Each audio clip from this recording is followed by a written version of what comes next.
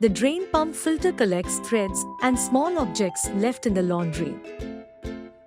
Check regularly that the filter is clean to ensure smooth motion of machine. How to clean drain pump filter? First, open the lower cap.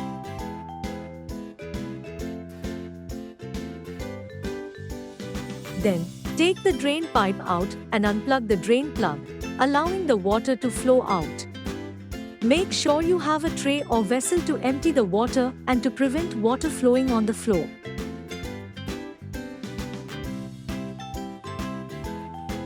Once the water gets empty from the unit, plug the drain plug and place the drain pipe to its original place. Now, open the drain filter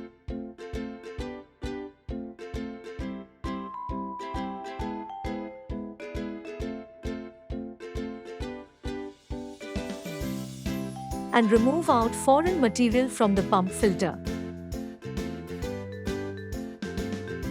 After cleaning, fix the filter back and close the lower cap.